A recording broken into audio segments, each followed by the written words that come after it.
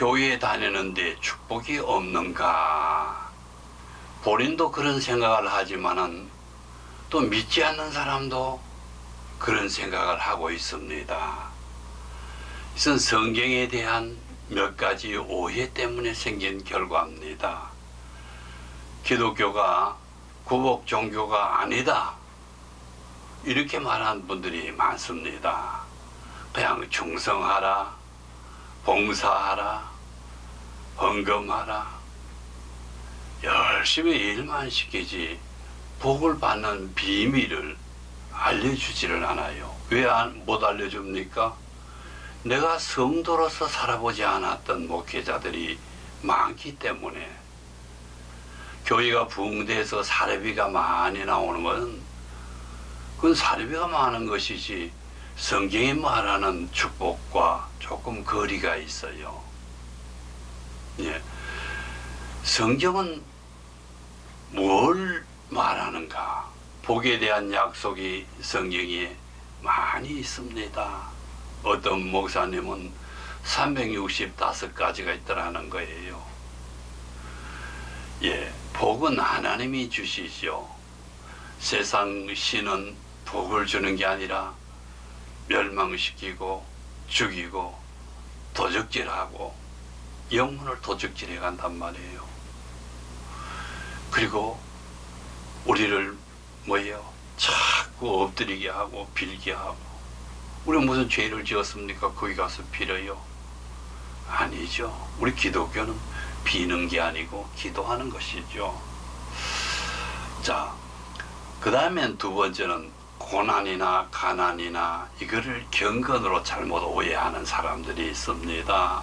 우리가 천국의 약속을 받았으니까 이 땅에서는 가난하게 사는 것, 고난받는 것이 당연하다고 생각하는, 이것도 잘못된 생각입니다. 여러분, 마귀는 말입니다, 교회 가는 걸 반대합니다. 그러나 교회에 가서도 축복받는 것을 아주 싫어합니다. 왜냐하면 축복을 받으면 하나님 곁을 안 떠나기 때문에 그렇습니다. 아니, 공격해도 안 돼요. 실족시키려고 해도 안 돼요. 그러니까 가장 싫어합니다. 그래서 우리가 고난이나 가난은 하나님의 뜻이 아니에요. 예수 믿는 사람이 꾀죄죄하게 다니고 남에게 얻어먹으러 다니고 그렇게 하면 어떻게 되겠어요? 이건 성경적이지가 않습니다. 나눠주는 자, 그런 복을 받아야 나눠주겠죠. 성경은 여러분 복 주는 날이 특별히 정해져 있어요. 창세기 2장 3절에는 하나님이 7째 날에 안식하시고 복 주사, 구약의 안식일 날이 복 주는 날이다. 그렇다고 구약 성경으로 돌아가라는 얘기가 아닙니다.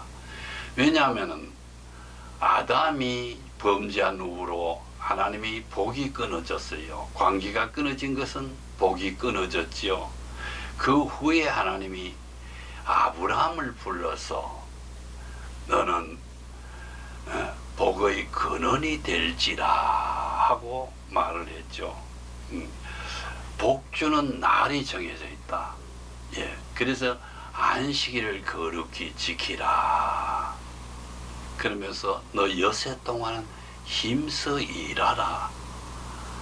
네 수고한 대로 복을 받을 것이다 하고 시편 기자가 증거하고 있지요. 여러분, 우리가 수고한 대로 안 될 때가 많습니다. 베드로도 밤새 고기를 잡았지만 한 마리도 못 잡았죠. 근데 예수님이 와서 한마디 말씀하니까 그물을 내리니까 고기가 미어터지게 잡혔습니다. 하나님의 말씀을 들으면 그냥 풀립니다. 여러분, 장사를 하려고 가게를 차렸는데 이건 가게세도 안 나와요. 또 집에 투자를 했는데 전시 사기꾼한테 당해서 고통을 겪게 되고, 무언가 투자를 했는데 잘 안 돼요. 내 생각과 내 뜻대로 한대요. 사람이요, 왜 종교를 갖는지 아십니까? 내 생각과 내 뜻대로 안 된다는 사실을 인식할 때 신을 찾는 겁니다. 예. 복받는 방법은 신명기 28장 또 신명기 전체에 보면 많이 나와 있습니다. 한번 참고하시기 바랍니다. 그러면 아브라함의 복이 뭐냐? 예, 아브라함을 불러서 하나님이 말씀하셨죠. 너 이름을 창대케 하고 너는 복의 근원이 될지라, 될 것이라. 개역 개정성경과 개혁성경과 개정성경이 좀 다릅니다. 개정성경은 복이 되라는 거죠. 개혁성경은 복의 근원, 뿌리가 된다는 거예요. 뿌리는 시작이죠. 시작이 되라. 내가 예수를 믿고 내가 복의 근원, 내가 복을 받는 내 나를 통해서 내 자녀들이 복을 받고 손주들이 복을 받고 내 친척이 복을 받고 이웃이 복을 받는 것, 그것을 말씀하는 겁니다. 뿌리는 이렇게 옮겨 심을 수 있죠. 복의 근원이 뿌리죠. 뿌리가 될지라, 될 것이다 하고 하나님이 말씀을 하셨습니다. 아브라함은 갈라디아서 3장 14절에 이는 그리스도 안에 아브라함의 복이 이방인에게 이방인에 나죠. 미치게 하고 믿음으로 성령의 약속을 받게 하려 함이라. 그러면 우리가 아브라함의 복을 알아야 되겠죠. 아브라함은 생전에 복을 많이 받았습니다. 자식이 없었던 아브라함의 가정에 하나님이 자식을 많이 두게 했지요. 또 땅도 없었던 아브라함에게 땅도 많이 주고, 예. 그래서 아브라함은 이 세상에 살아갈 때에 복을 많이 받았습니다. 심지어 그 이방인들이 아브라함을 보고 뭐라고 말했느냐? 당신은 하나님의 방백입니다. 방백이는 하나님이 보낸, 지금 말하면 장관이다. 예, 그 말이죠. 방백입니다. 할 정도로 일이 잘 풀려요. 아브라함이 살아갈 때 보면은. 그러니까 신기하죠. 예, 이생의 복을 받고 또 죽어서 사후에도 복을 받았는데 어디에요? 누가복음 16장 25절엔 아브라함이 천국에 가 있죠. 물론 그것은 천국은 아닙니다. 아브라함의 품이라 그러기도 하고 구약 성도들은 또 낙원이라고도 해요. 왜 낙원이라고 했느냐 하면은 예수님이 십자가에 죽으실 때 한 강도가 당신의 나라가 임할 때에 나를 생각해 주세요 했을 때 예수님이 네가 오늘 밤 나와 함께 낙원에 있으리라. 낙원은 구약 성도들이 천국을 아직 열리기 전에 임시로 있었던 장소 같아요. 음부도 마찬가지예요. 예. 사후에도 복을 받았다. 그러면 이 세상에 잘 먹고 잘 살다가 또 천국까지 갔으면 이보다 더 큰 복이 어디 있습니까? 예. 예. 그래서 하나님이 약속을 했죠. 히브리서 6장 14절에는 내가 복 주고 또 번성케 하고 번성케 하리라. 반드시 하리라.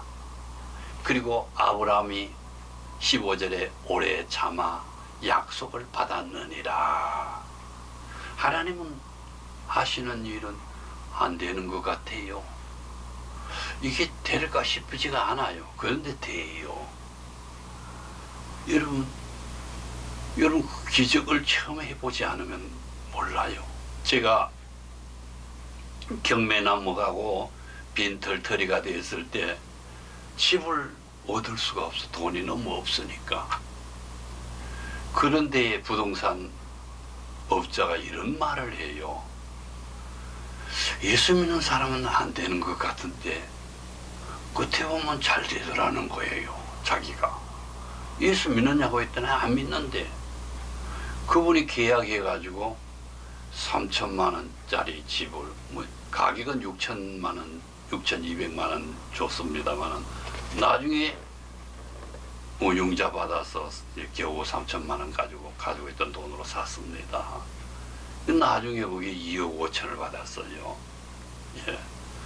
안 되는 것 같은데 되게 하시는 분이 하나님입니다. 약속이에요. 복은 하나님의 약속이에요.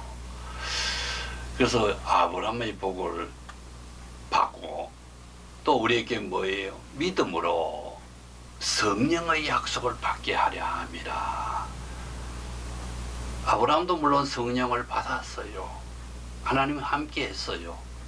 그렇지만 우리는 그때는 구약시대는 특별한 경우에만 하나님이 성령이 오셔서 선지자들에게 오고, 아브라함도 선지자 중에 한 사람이에요. 선지자들에게 이래 왔지 제사장에게는 잘 안 왔어요. 왕에게도 잘 안 왔어요.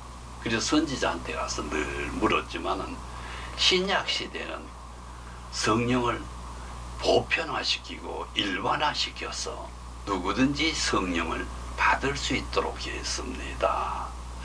그래서 여러분, 아브라함의 복이 여러분에게 임하시기를 예수 이름으로 축원을 드립니다. 구약은 하나님의 백성이지요. 하나님의 백성이요. 예. 하나님의 백성들은 하나님이 약속한 땅에서 잘 먹고 잘 살아야 되는데 무슨 복을요? 물질의 복을 약속을 했죠. 그래서 신명기 8장 18절에는 너희가 잘나서가 아니라 내가 너희에게 재물 얻을 능력을 주었다. 여러분, 재물 얻을 능력이 있어야 돼요. 돈 벌 수 있는 능력이 있어야 돼요. 운동할 수 있는 능력이 있어야 하지. 그걸 주었다. 여러분, 우리가 수고한다고 수고한 대로 됩니까? 안 되잖아요. 안 된다. 내 뜻대로 안 돼요. 마음대로 안 돼요. 여러분, 사람들이 왜 종교를 갖게 되는 겁니까? 자기 생각과 자기 뜻대로 안 되는 것을 발견하고 한 50대에 들어서면 신앙생활을 다 해요. 그 이유가 뭐냐? 세상이 내 마음대로 안 돌아가더라는 거죠. 안 되더라는 거예요. 하나님이 도와주면 되는 거죠. 신의 도움이 필요하다는 걸 그때 깨닫는 거예요. 또 하나님을 사랑하는 자, 하나님을 경외하는 자에게는 곳간의 재물을 쌓게 해준다는 약속이 잠언서 8장 21절에 있습니다. 여러분, 땅에서 하는 돈이 있어야 살아요. 우리 인간은 물질로 만들어진 존재지요. 그냥 물질이 필요하단 말이에요. 돈이 필요하단 말이에요. 그래서 돈이 우리 꼭 필요하니까 하나님이 물질의 복을 구약엔 약속하고 신약에는 영생의 복을 약속했죠.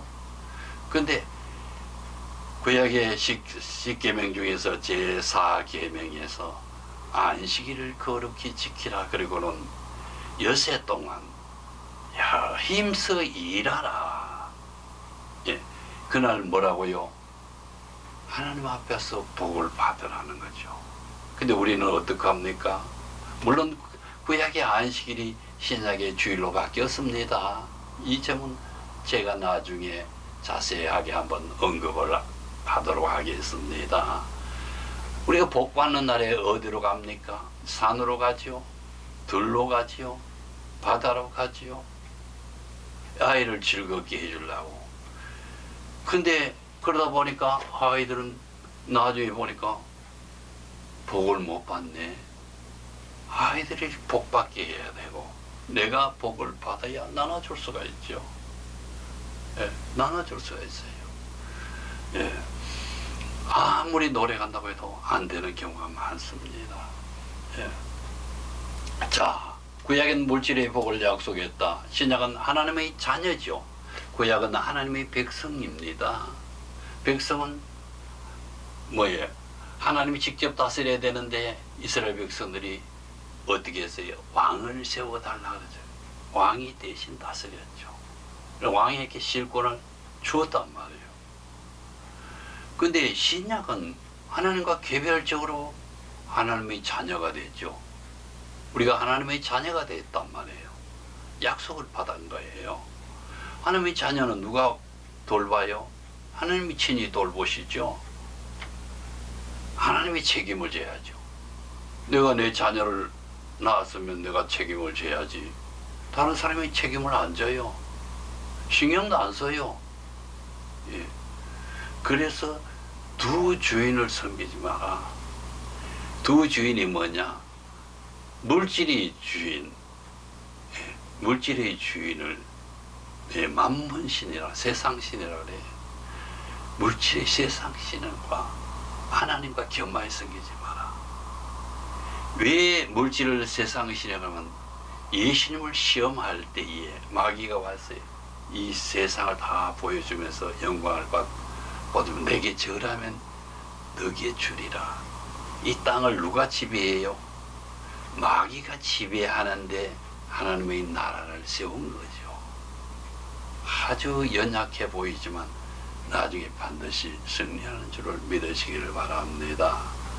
돈이 신이 되어버렸어요. 지금 여러분, 돈 때문에 부모와 사함하고 또 살인을 저지르고 아내의 보험을 들어놓고는 호의적으로 사고 난 것처럼 꾸미고 남편에게 보험을 들어놓고 생명보험 들어놓고 사망보험 들어놓고 사망보험 타서 쓰려고. 여러분, 이런 일들이 얼마나 많습니까? 감옥에 가보세요. 전부 돈 때문에 들어온 사람들입니다. 돈 때문에 싸우고 돈 때문에 예수님이 이런 말씀을 했죠. 팔복을 설교하신 후에 마지막에 뭐라고요? 돈에 대해서 말씀을 합니다. 예, 돈에 대해서 말씀합니다. 마태복음 6장. 팔복은 5장에 말씀하시고 6장에서 말씀을 하시는 겁니다. 왜? 팔복은 영적인 복에 대해서 설교하셨다 그랬죠. 제가. 그러면서 하나님과 관계를 중요시 여겨야지 돈을 중심으로 배금주의 사상으로 빠지면 안 된다는 거예요. 하나님보다 돈이 우선해서는 안 된다는 거예요. 예. 돈은 우리가 이 세상을 살아가면서 꼭 필요한 것이기 때문에 하나님이 주시겠다는 겁니다. 그래서 돈이 주인 행세를 못하게 하라. 예. 하나님이 주인이고 하나님이 물질을 만드신 분이니 하나님을 잘 믿으면 하나님이 책임을 져주신다. 그러면서 마태복음 6장 24절 앞에는 뭐냐? 하늘에 너희 보물을 쌓아두라. 보물이 돈이죠. 돈이 보물이에요. 왜? 거기는 도둑도 들지 않고 좀도 쓸지 않는다. 여러분, 집에 이렇게 쌓아놨다가 돈 있는 거 알면은 그냥 강도가 다 뺏어가죠.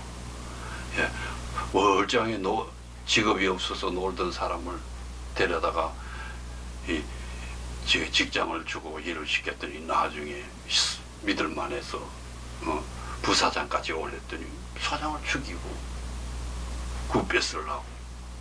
예, 그런 사람들도 있습니다.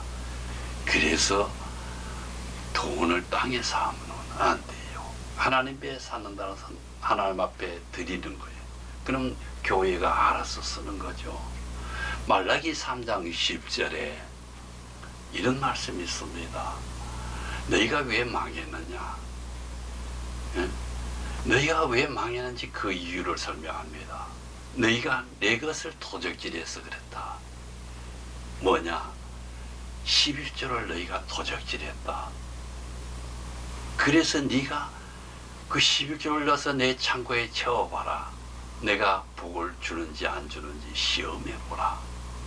여러분, 11조는 내가 수입의 10%만 내는 겁니다.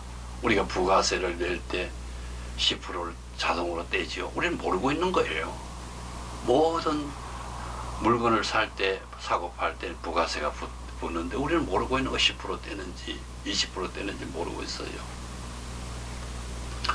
하늘에 쌓아두라. 그러면 뭐예요? 교회가 선교사역 파송하고 교회도 짓고 또 부제도 하고 또 선교사에게 직접 뭐 교회가 없으면 선교사에 직접 할 수도 있죠. 이게 하늘에 사는 거예요. 하나님 나라를 위해서 쓰는 거예요. 하나님께 사는, 하늘에 사는 거다. 예. 또 우리 신약 성도들에게는 복이나 평안을 빌어주어라. 네가 남의 집에 들어가도 마태복음 10장 12절에는 그 집을 위하여 평안을 빌어주라. 평안이 그 집에 임하기를 빌어주라. 그러면 하나님이 임하게 하시겠다는 약속이죠. 복을 주겠다는 거, 평안을 주겠다는 거예요. 근데 그 집에서 받지 않으면 그것이 내 것이 되리라. 내 것이 된다는 거예요. 그리고 베드로전서 3장 9절에는 베드로가 이런 말을 했습니다. 악을 악으로 갚지 말고 욕을 욕으로 갚지 말고 도리어 복을 빌라. 이는 너희가 복을 유업으로 받기 위함이라. 내가 복 받기 위해서. 내가 옛날에 우리나라는 사촌이 논을 사면 배가 아프다 그랬죠. 지금 기독교 정신은 반대예요. 사촌이 논을 사면 축복해 준 거예요. 그럼 그 축복이 나에게 오죠. 아브라함에게 내가 축복하는 자를 너 축복하고 너를 저주하는 자에게 내가 저주를 내리라. 내가 다른 사람을 축복하면 내가 축복을 받는 거예요. 아셨죠? 이게 비밀이에요. 하나님이 보살펴 주겠다는 거죠. 마태복음 6장 33절에 이런 말씀이 있어요. 그 전에 이렇게 말씀합니다. 아이 둘의 날아다니는 가마귀를 봐라. 하늘에 나는 가마귀를 봐라. 내가 다 먹이지 않느냐. 들의 풀을 봐라. 솔로몬의 옷보다 더 잘 입고 있잖아요. 내가 다 들풀도 기르시고 하거든. 하물며 너희일까 보냐. 너희를 그냥 방치하겠느냐. 먹고 마시는 걸 구하는 것은 이방인들이 하는 짓이다. 너희는 이방인처럼 그렇게 구하지 말라. 너희는 먼저 그의 나라와 그의 의를 구하라. 그리하면 이 모든 것을 더하시리라. 먼저 하나님의 나라와 그의 의가 뭐예요? 예수 그리스도의 의를 우리가 따라 본받으려고 하는 그런 자세를 갖고 살아라. 예. 그렇게 약속을 했습니다. 예. 그런 것처럼 우리가 하나님이 책임을 져주겠다는 겁니다.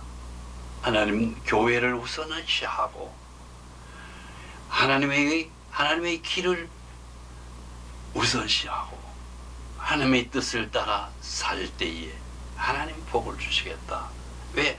구약 성경 성도들에게 내가 말하는 것을 너희가 지키라. 그러면 복을 주겠다. 이게 지키는 정도가 아니라 그냥 하나님의 뜻을 따라 살아라. 그러면 복을 주시겠다는 약속을 하셨습니다. 기도하겠습니다. 하나님 아버지 감사합니다. 복은 하나님이 주십니다.